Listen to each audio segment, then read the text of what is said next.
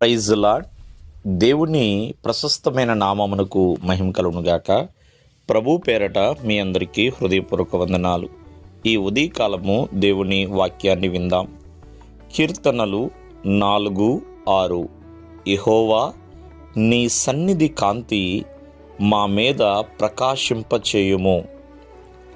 ప్రియమైన వర్లరా, ఇక్కడ భక్తులు రాస్తున్న ఈ కీర్తనకారుడు భక్తుడైన దావీదు. ఆయన కీర్తన రాస్తూ, ప్రభువా, నీ సన్నిధి కాంతి మా మీద ప్రకాశింపచేయము అని వేడుకుంటున్నాడు. ఎందుకు దేవుని సన్నిధి కాంతి అంటే దేవుని యొక్క ముఖ ప్రకాశము.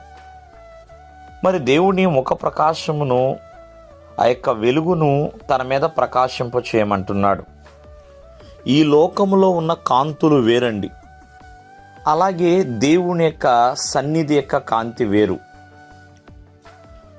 ఇక్కడ దావీదు దేవుని ముఖ ప్రకాశాన్ని మాత్రమే తను కోరుకుంటున్నాడు.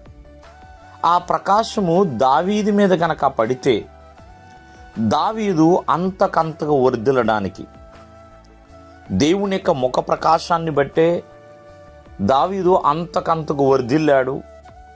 దావీదు సింహాసనము వర్ధిల్లింది, దావీదు కుటుంబం వర్ధిల్లిందండి. అంటే దేవుని ముఖ ప్రకాశములో ఆశీర్వాదాలు ఉన్నాయి, విజయాలు ఉన్నాయండి. కావున దేవుని సన్నిధి కాంతిని మనం ఎల్లప్పుడూ కూడా కలిగి ఉండాలి. ఒక మాటలో చెప్పాలంటే, దేవుని సన్నిధి యొక్క కాంతి యేసుక్రీస్తు రూపంలో మన మధ్యలోనికి వచ్చిందండి. యేసుక్రీస్తు వారు ఒక మాట చెప్తారు, నేను లోకమునకు వెలుగై ఉన్నాను అని. నన్ను వెంబడించువాడు, నన్ను అనుసరించువాడు నా వెలుగులో కూడా నడుస్తాడు అన్నట్లుగా. కావున ఆయన వెలుగై ఉన్నాడు కాబట్టి ఆయన వెంబడించేవాడు ఆయన వెలుగులో కూడా నడుస్తాడు.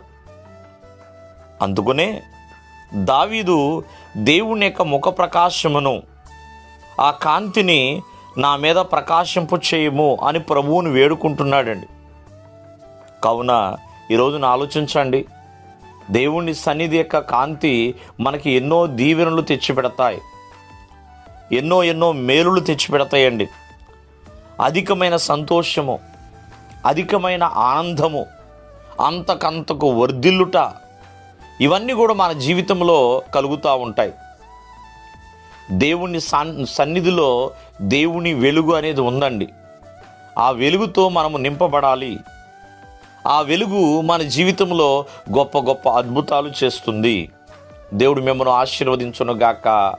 ఆమేన్.